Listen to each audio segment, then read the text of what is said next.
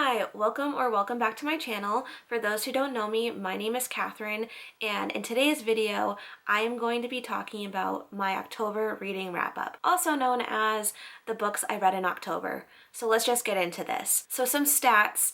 I read in completion 5 books this month, which is pretty stereotypical of what I read in a month. I read on average like 1.5 books per week, sometimes even 2 per week if I'm really lucky, but like that's about it. The most books that you'll probably be seeing out of me during reading wrap-ups, or monthly reading wrap-ups I should say, are about 8 books. That's like the max. That's if I read like 2 books a week, but like that's pushing it. I usually read 1 to 1.5 books per week. So that explains why I have 5 books that I read in completion in the month of October this month. So I want to also mention though that it hasn't really been a great reading month for me. I actually DNF'd 3 books. So it would have been 8 books, but I'm not counting those as like read books because I did DNF them. And for those who do not know what DNF stands for, it's an acronym for do not finish. So I did not finish 3 books this month. So it would have been 8 books this month that I finished, but because I did not finish, or I DNF'd 3 books, I only read 5 this month in completion. And I am going to be explaining these books in the order that I read them, and the DNF'd books, or the books I didn't finish, were like towards the middle of the month. So I'll be explaining those in just a bit, but I want to just head right into the reading wrap-up so that you can see what I read in the month of October. So the first book that I read this month was actually a library book, so I don't have the physical copy of it. I'm trying to be better about getting books from the library, especially if they're a part of a series, because I don't want to waste my money on a series if I'm not going to like it. So I am trying to save my wallet and also save my time by getting books from the library, especially if they're a part of a series. So the book that I read was Caraval by Stephanie Garber, and I am sadly not going to be continuing the Caraval trilogy. I think it's a trilogy. Yeah, it's a trilogy. And then there's like a Once Upon a Broken Heart series that she also has written, and that's part of the reason why I wanted to read Caraval, because I've heard Caraval and the Caraval trilogy is basically a setup for the Once Upon a Broken Heart series by her. So I sadly just did not enjoy this book as much as I had hoped. Not that like it was a bad book at all, but it's essentially a young adult fantasy book for those who don't know, and I was really looking forward to this because I've heard so many good things about it, and I really wanted to get to the Once Upon a Broken Heart series. And basically it's explained as like these 2 girls, they're sisters, and they are, you know, going off and invited to this thing called Caraval. And Caraval is essentially like this night circus in a way, but it's like not just like circusy, it's like also a game. And it gives me very much like this magical Hunger Games type vibes, if you can believe that, where it's not really like Hunger Games, it's just like you're trying to find clues like on this magical island that they're invited to called Caraval, and you have to play this game. And essentially it follows these 2 sisters, and I really enjoyed like the atmosphere of it, and I really enjoyed finding out clues and like seeing where this game took these characters. But at the end of the book, like I finally felt like I understood what was going on, because if you didn't know, this book is like very lyrical. It kind of talks in riddles sometimes, and a lot of the concepts in this book, because it is like a fantasy game, it can be confusing at times, like some of the concepts and some of the things that these characters have to go through in order to solve these riddles and games in this specific Caraval island type game thing. I don't know how else to describe it, but basically I was kind of confused throughout the book, and then when I finally felt like I understood the book at the very end, like the last 80% of the book, I literally was like, oh yes, I finally get it. And then there is like this plot twist that I didn't see coming, because I finally felt like I understood what the plot twist was, and like that I finally understood what the point of the whole book was. And then if you've read the Caraval book by Stephanie Garber, there's like this plot twist at the end, like that kind of seems like you understand what's going on, but then it's like there's this twist at the end where it's like whatever you thought was going on was actually not what was going on. And I'm like, wait, like then what was the whole point of the book? Sort of. And I honestly am kind of confused. Like, first of all, I was confused by the whole entire book. And then secondly, like by the time I finally got to a point where like I understood the book, there was like another twist where I then was confused again. And so that's where like the book kind of ended. I don't want to give too much away because like obviously if you're watching this you might not have read the book, but I gave it a 3.5 star. Because I was initially going to give it a 4 star. Like throughout the whole book, I was like, you know what? I'm going to give it the benefit of the doubt. Like I love the atmosphere. I'm like finding out these clues about this Caraval game on this island that these two sisters are at. And I just, you know, genuinely like the vibes of this book. And because it's young adult, it also doesn't include like a lot of like sexual content or spicy scenes. So I liked that too. There was a bit of a romance in it, but it honestly wasn't connecting for me. So that's why it wasn't going to be a 5 star. Like usually a 5 star, it's a feeling for me. Like I feel emotionally connected to the story and the characters. So I was going to give it a 4 star because I was enjoying the book, you know, even though it was confusing at parts and I wasn't really emotionally connected to like the characters that much. I still was just genuinely enjoying the book, and I wanted to continue on with the rest of the series. But then that end where I was explaining to you guys where like it basically got to a point where like I finally understood like the ending and like where this game was going with these characters in this book, and then there's this like one last like plot twist where I was like really confused by it, and I was like, well then what was the point of this whole book? And that's what brought it down to a 3.5 star, because even though I don't see it as like a 3 star, which 3 star isn't a bad rating for me, 3 is just like average for me. It's like sort of something that I would recommend maybe to like maybe a certain audience, but it's not something that I would genuinely remember, or you know, it wouldn't stick with me. It's just mid. It's just like meh to me. Like, it's not good, it's not bad, but it's just like average and middle of the road, or row. I don't know. You know what I'm talking about, that saying. So it was a little bit above average for me. So that's why I gave it a 3.5 star, but not a 4 star, because 4 star is like, yeah, I actually enjoyed it. It's almost a 5 star, but it's not quite a 5 star. So that's why I gave it 3.5 star, because it was like a little bit above average, but it also wasn't something that was like the most enjoyable just because of that ending. Like, I was still really confused after the book. Like, I'm still confused, honestly. And it's been like almost a month since I've read that book, because I read that at the beginning of October. And I honestly am still like thinking of like what actually happened. And so I was just genuinely confused at the end of Caraval by Stephanie Garber, because okay, like I finally understood what was going on, and then this plot twist happened and I was like, what just happened? But yeah, that's kind of just like my take on Caraval. I'm not gonna be continuing on with this series. Unfortunately, I'm not gonna be reading any more Stephanie Garber books, because I feel like if I was genuinely confused at the end of this first book that I read by her, then I'm gonna probably be confused by the rest of her books. And also, I read the synopsises of like her other books, and they all kind of seem like copy and pastes of Caraval.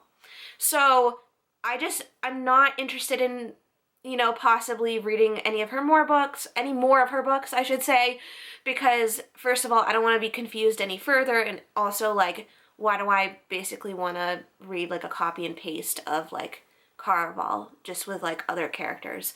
So I'm not going to be continuing on with the rest of Stephanie Garber's books.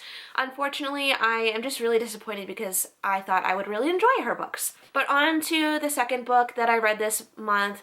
I did not get this book from the library. I actually did have a physical copy of this book, but I unhauled it because I'm the type of person where I do not like to keep books that are under 4 stars in my room on my bookshelves.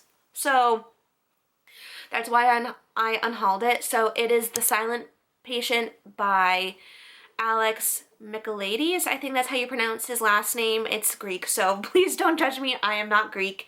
I actually think I'm like 5% Greek, but I did not grow up like with the Greek culture, so I really don't know like how to pronounce things in Greek. So, but anyways, I was really looking forward to The Silent Patient as well. The reason why I read The Silent Patient this month is because it's a thriller and it's super popular in like the BookTube, BookTok, Bookstagram communities, and I knew that I wanted to read this as soon as I heard the description because it's essentially about this woman who is accused of murdering her husband, and after she, you know, is she is seen at the scene of the murder of her husband.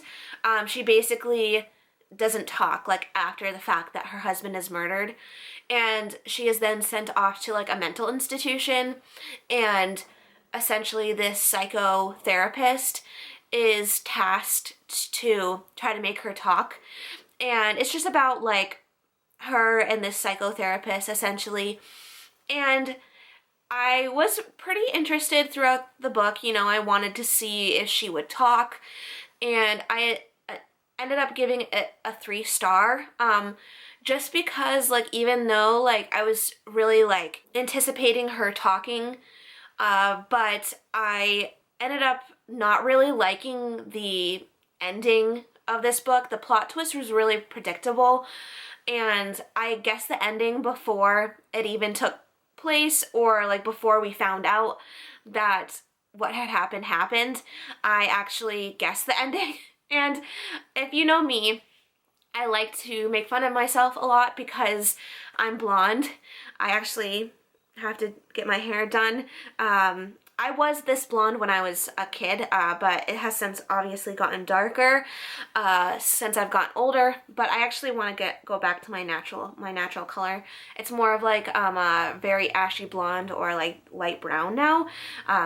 Next month, or I guess this month when you're watching this, I'm filming this in October because I don't expect to read any more books this month. So when you're watching this, it's November, but for me it's October. But I'm gonna be getting my hair done in November, which is this month when you're watching this. So I'm gonna go back to my natural color, which is gonna be a big change for me. But what was I even saying? Oh yes, okay, so blonde, okay? I have a lot of blonde moments, okay? So I make fun of myself constantly, like, oh, I'm just having a blonde moment. Like, sometimes I can be forgetful or have ditzy moments, but I'm not necessarily like a ditzy person or a forgetful person in general, but like I do have moments where I'm like, oops. So I call them my blonde moments. So I wasn't expecting to guess the ending of The Silent Patient.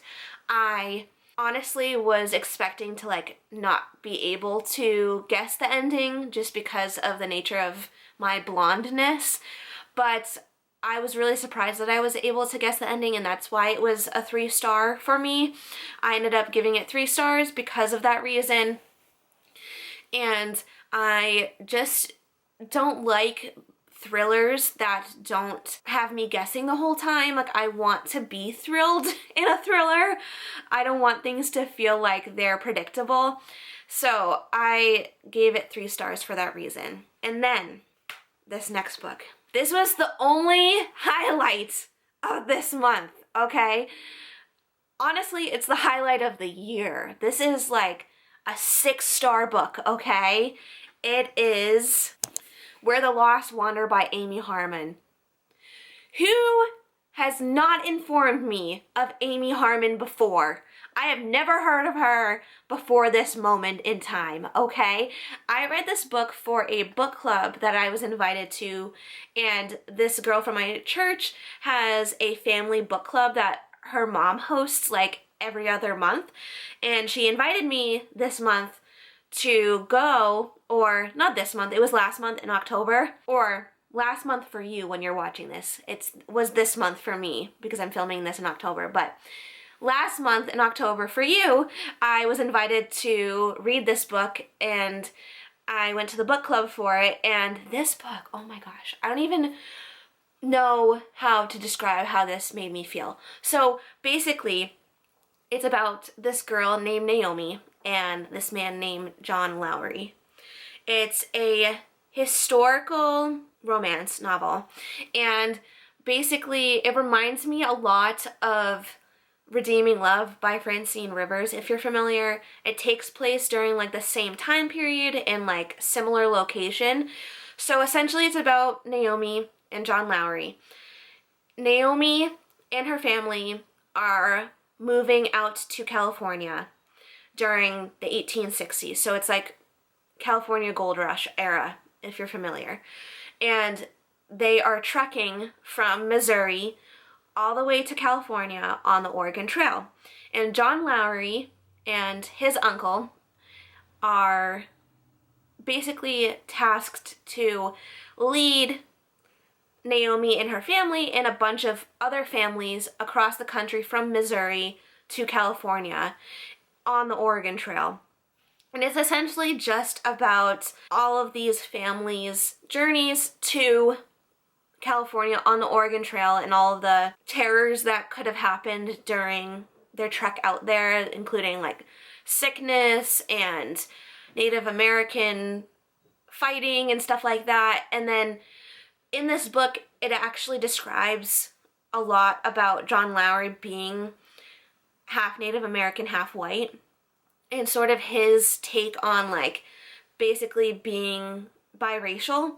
And it was just such a beautiful story of like what was historically accurate during this time. Like it did such a beautiful thing in describing like the Native Americans side of, you know, all these, you know, white people like coming through their native lands, and then like also like these white people on their journey to, you know, make a better life for themselves, like in California. So like definitely don't think that this book is like portraying one side over the other as being better than the other. Like I don't know if I'm describing this correctly, but basically like it gives basically a beautiful picture of both sides, like the Native American side and also like the white side of, you know, this whole type of scenario.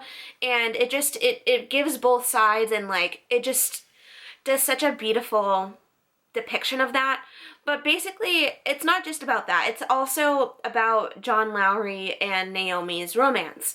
And the romance in here, it had me like giggling and kicking my feet. Like literally it was so good. I don't know how else to describe it other than it being like so beautiful and so heartwarming and wholesome. I am so glad I read this book. I'm definitely going to be reading more of Amy Harmon's books, and I just love the Christian undertones in this book as well. I don't think Amy Harmon identifies as a Christian author, and I don't even think this book, Where the Lost Wander, is considered a Christian fiction book, but it definitely has a lot of Christian undertones to it. Like people are praying in it, and there's hymns in here that people sing, and there's a lot of mention of God and Jesus and things. So if you're into Christian fiction like I am, this is definitely a great like secular book that you could read.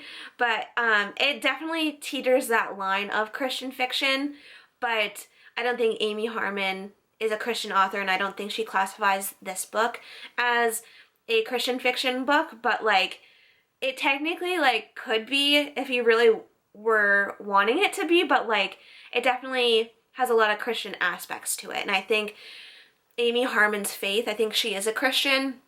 Amy Harmon's faith definitely inspired this book and a lot of her other books. And then we're going to talk about the DNFs that I had this month, because I don't want to say that Where the Lost Wander by Amy Harmon put me in a book slump, but it kind of did.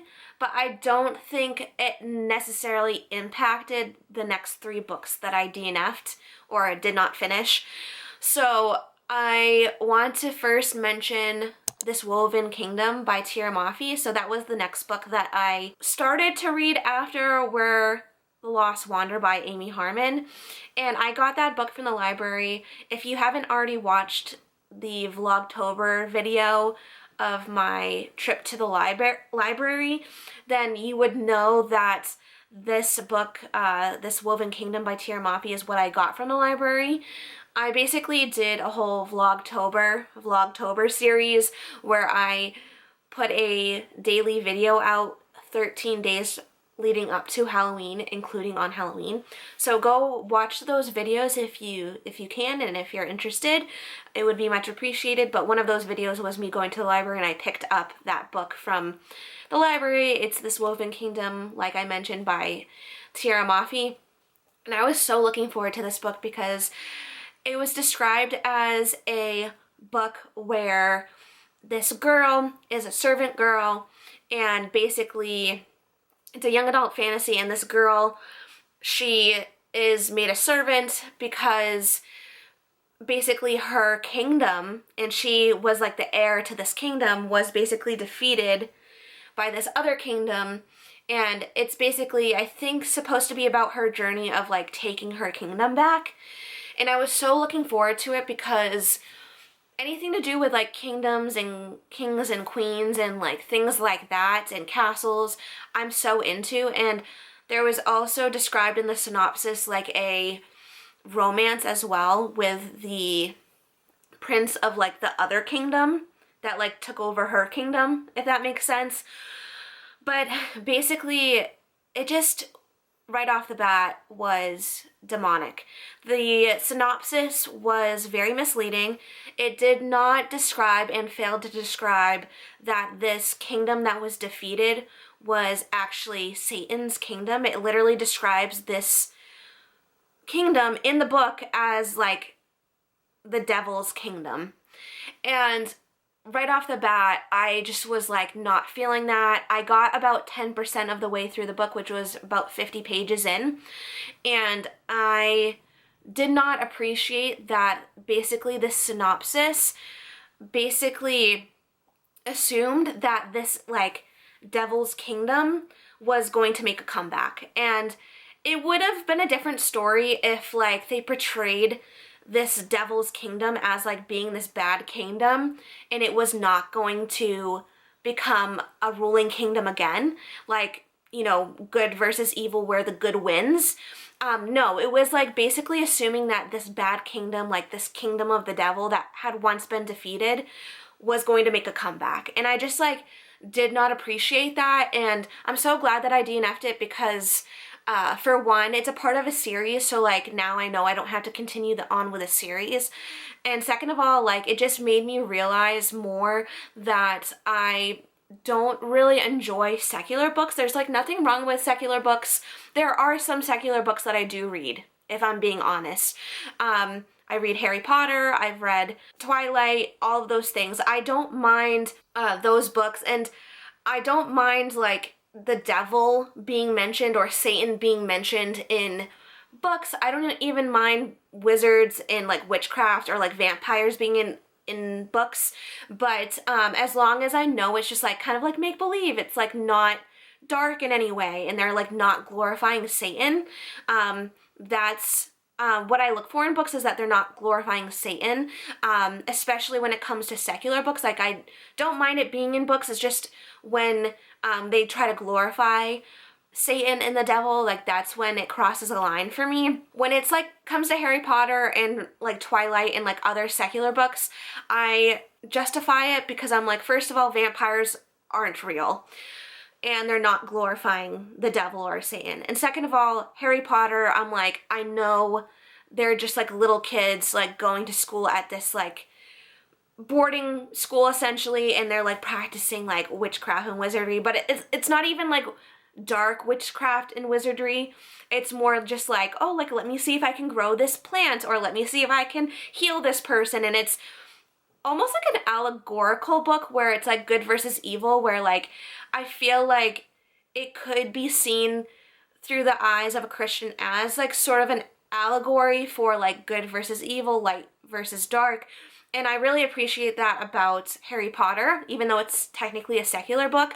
So I don't mind reading books like that, like Twilight and Harry Potter. But when it comes to this Woven Kingdom by Tahereh Mafi, it seemed like she was glorifying Satan and the devil by basically saying that this devil's kingdom or Satan's kingdom was going to make a comeback, and it's like the rightful kingdom that's supposed to be ruling the earth. And I just don't appreciate that, and I don't want to support books that glorify the devil or Satan. So I stopped that immediately. And then the second book I DNF'd was directly after that, and it was Red Rising by Pierce Brown. And essentially I got recommended this book by Haley Pham, and Haley Pham I used to watch. I actually don't subscribe to her anymore, and she has said that she's a Christian, but I personally don't take this the wrong way. If you like Haley Pham and you're a Christian, like, I'm not judging you if you do watch her, but like there's a lot of things that I feel like God has told me that she isn't really like the truest of Christians. Like a lot of the books that she reads as a Christian, like why are you reading those, and like why are you recommending those types of books?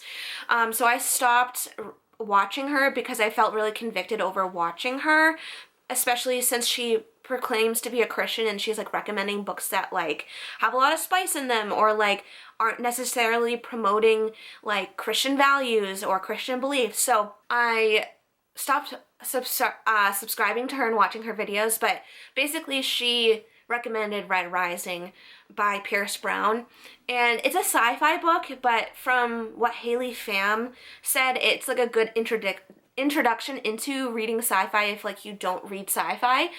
But I had to also DNF, or I did not finish that book either. I got about 60 pages into the book, which is about 10% of the way through that book, and I just could not get into it. Not that it had like any demonic undertones to it, but it just wasn't clicking for me. Like the characters weren't very dimensional. They were very 2D, not 3D. I just was not getting into the whole sci-fi aspect of it. They're like on Mars, and it's kind of described as like Hunger Games on Mars. And I don't like those books where they try to basically copy and paste Hunger Games. I just don't appreciate it being so uncreative, and I would rather have a book that has more of a creative plot. And I wanted to like it so bad, but I was like, you know what, maybe this is just a reason why I don't like sci-fi, and maybe this is just a sign that I don't need to continue reading sci-fi books. If I don't like this one, which is considered like a beginner introduction into sci-fi, then maybe I shouldn't read this book. I gave it, I think it was 1 star on Goodreads. Same with this Woven Kingdom by Tahereh Mafi. I also gave a 1 star on Goodreads because I DNF'd both of those books. And then the next book that I DNF'd that I also gave a 1 star on Goodreads is, you're gonna hate me, it's Powerless by Lauren Roberts. I know I just got this book from Salem. I did a Vlogtober, another Vlogtober video of me going to Salem, and I actually got Powerless by Lauren Roberts from a bookstore in Salem. And I am so disappointed by this book that I DNF'd it, or did not finish it, because it's described as a romantasy, so a romantic fantasy book. And essentially it's about this girl who's really poor, and she grows up not having any magical abilities, and she's described as like an ordinary, and the people who have magical powers are called elites. And so essentially they had this like purging, I think, or something like that, where they killed off all of these like ordinary people. So the people who don't have the magical powers, and she actually survived that purging. Like, she was one of the few that like didn't get killed during that time, because her dad basically told her to pretend to be like a psychic, like that was her magical power without it her being a magical power. It was a good magical power to like pretend that you had. But basically she is thrown into these like Hunger Game type style games, where you're basically in the Hunger Games. Yet again, another Hunger Games-esque type book where I'm like, why do these authors literally have no imagination? Why do you have no creativity in creating your own plots for books? And so I know it's really disappointing for me to not have liked this book. I think I actually made it like 40% of the way through this book before DNFing it. I think I got to like the 250 page mark. Maybe not, maybe like 225 pages in, or 200 pages in, around that. 200, 225, 250 pages in, which is like 40-ish% of the way through the book. And I was just like not feeling it. Like, people were like raving about this book and like the romance in it, and I was just like, first of all, these characters have no personalities. They're so 2D. It's just very copy and paste of like the Hunger Games. Like, why? Like, why do we have to do this? Like, why does everything have to be about the Hunger Games? Like, let the Hunger Games just be the Hunger Games, and let your own book just be your own book. Like, you don't have to steal plots from like other books. But anyway, I just DNF'd that book because I was like rolling my eyes basically throughout the whole entire book. And also, like, I don't know how many times they could have mentioned like the guys having their shirts off.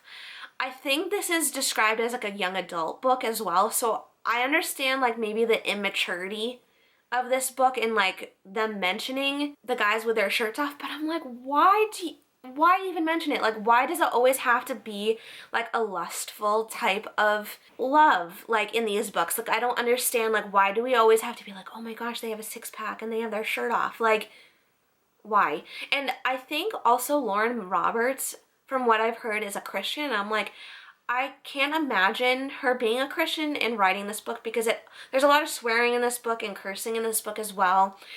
And just like Haley Pham, like, I just felt really convicted over watching Haley Pham, and she claims to be a Christian, but I don't really think that she's like a true Christian for that matter. And I'm not trying to judge, but like at the same time, like, if you claim to be a Christian, at least like act the part. Do you know what I mean? Like, at least like feel convicted over like what you're taking in. And that's why I've been like, you know, changing what I've been reading. And if I feel convicted over a book, I'm not gonna, you know, continue with the book or the series.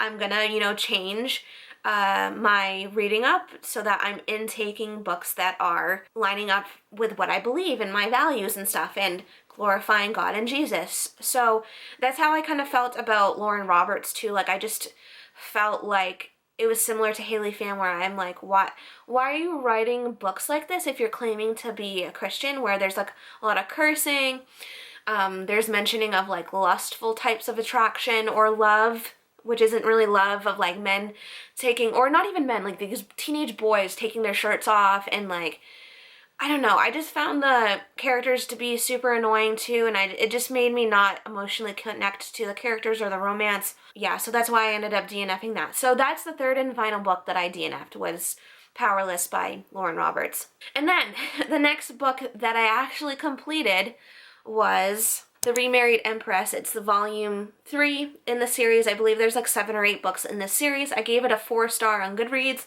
So it's essentially following this Empress, and she, in this book specifically, is still married to her old husband, who's the Emperor. I think by the end of the series, she does get remarried. That's why it's called The Remarried Empress. So I think she gets divorced from the emperor that she's currently married to and then remarries someone else. But I'm just on the 3rd book so far, and it was pretty good. I gave it a 4-star just because like I do genuinely love the plot and like the characters and stuff, and I had a good time reading it. It was just like some of the political stuff that was mentioned in this, where it was like concerning lands and different policies and laws that they had, where I was just like, huh? I was a little confused, but that was about it. It didn't deter me from like understanding the plot of this book, but it just was a little bit confusing, like some of the aspects of the politics in this. But it's not like the forefront of the book, if that makes sense. The politics aren't like the main thing in the book. So if you're interested in reading this series, I definitely recommend it if you're wanting to get into like manga. This is my first manga series and I'm really liking it so far. And then the 5th book that I completed this month was The Inheritance Games by Jennifer Lynn Barnes. I ended up giving this a 3-star. I was gonna give it a 2-star actually, because it is a young adult, and I think I'm realizing now that I don't really like young adult. There are some young adults that I can get behind, but for the most part I'm realizing that I don't like young adult. I have said in the past that I like young adult because they're, for the most part, clean and they don't have a lot of sexual content, which is true for the most part, like with some exceptions. And with even that, I'm like, why are you including sexual content or spiciness into young adult books when like the majority of the people reading these books are teenagers? Like, why are you including that stuff? Which is kind of problematic for me, like if you're including that kind of stuff as an author into a young adult book. But thankfully this did not have any spiciness, and the reason why I gave it a 3-star instead of a 2-star is because I do genuinely like the premise of this book. So basically this book is about this girl. She's in high school and she inherits a bunch of money, like billions of dollars with a B. Okay, B as in boy, billions of dollars from this guy that she presumably doesn't know. And she basically is flown from Connecticut to Texas to where this guy has his estate. And essentially, like, the rest of his family doesn't really get much compared to, like, the fortune that he has. And she gets the majority of his fortune. Like, she gets like a bunch of his money and basically owns all of his properties now and stuff like that, whereas the rest of his family only inherits like a minuscule amount of money from the amount of money he actually has. So it's essentially like this game called the Inheritance Games, where like basically her and these 4 grandsons basically go on this hunt to essentially find out why he gives basically his whole entire estate and money to this girl. I was initially going to give it a 2-star because it was just like too immature for me, and like I just wasn't emotionally connecting to the characters, and I would not recommend this book to a lot of people just because of the fact that the plot just seemed really underwhelming and underdeveloped.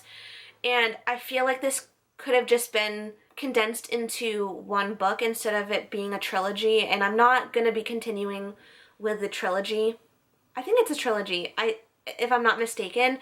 I know there was like a 4th book that came out recently, but I don't even think it's a part of like the main story. I think it's like an offshoot of the series, if I'm not mistaken. But basically, I was going to give it a 2-star just because I wasn't emotionally connected to the characters or to the plot, and I found it really immature. And again, with these teenage boys like taking their shirts off and like these like lustful type thoughts, and like it was just not it for me, and I probably would not recommend this book to people because of it just being very underwhelming and underdeveloped. And by the end of the book, like, you still have questions and answers, which no, not questions and answers, you still have questions, I mean you still have questions, and it just like the ending, I'm like, is this supposed to make me want to read the 2nd book? Because I really don't want to read the 2nd book. I am not going to be continuing with the series, but because I did like the like whole premise of it, like I liked the inheritance part and her trying to figure it out. I just don't like how it was executed. It was just very poorly executed. So if you can recommend maybe like a Christian fiction book that isn't young adult, or if it is young adult, like at least maybe if it isn't immature, if you could recommend something like that to me, like please let me know, because I am interested in a book like that where it's like an inheritance. You're trying to figure out like why. I would love to read something like that. If you have a recommendation, please comment below. But yeah, I'm going to be unhauling this and unhauling the rest of the series, because I actually have the rest of the series on my bookshelves. Which, at the beginning of this video, I know I said that I try not to buy books in their entirety if I don't read the first book, for this reason, because I actually didn't like the book, or the series, and I'm not going to be continuing on with it. So, yeah, those are all the books that I read this month. I read a total of 5 books in completion, but I did start 8. So, like, there was 8 in total, essentially, but 3 of them I DNF'd or did not finish, and 5 of them I completed. I know this was a longer video because I had to explain a little bit more behind like the DNFs and like things like that. I actually had not DNF'd a book before this month actually, or I tried not to not finish a book, because I was trying so hard in the past to like really push through books, and like essentially a lot of the time when I tried to do that, I would end up getting myself in a book slump if I tried to push through a book that I was, you know, being miserable in reading. So I am trying to be better about DNFing books or not finishing books that I know that I'm not gonna like. So I usually had like the justification of being like, well, like I'm not a quitter, I'm not gonna quit this book, let me just get through it. But I'm like, you know what? If I'm genuinely not liking a book, like, why am I wasting my time? Like, that's kind of my mentality now. I'm, like, in my, like, no bull crap era. So I'm, like, that's my mindset now. Like, what am I trying to say? I'm not a quitter. You know, I'm still not a quitter. Like, me DNFing a book or not finishing a book is not me quitting. It's just me realizing, like, what my taste is in books. And, like, you can probably tell from a lot of these like reading wrap-ups and like TBR videos that I'm doing, or like these reading vlogs that I'm doing, or book shopping videos, or just like my whole book content that I've been doing recently is just like me discovering like what I like in books and not like in books. So like me DNFing or not finishing a book is like not me quitting, is just simply me like discovering like what I like and not like in books, and hopefully like going on in the future like I won't have as many DNFs or not finished books, because I'm actually going to just be picking up books that I know I'm going to like. But yeah, thank you for watching today's video. I know it was kind of chaotic with all the DNFs or the not finished books. But yeah, and I went on a lot of rants, so I'm sorry. I do that a lot. But yeah, thank you again for watching today's video of my October reading wrap-up. I really appreciate you.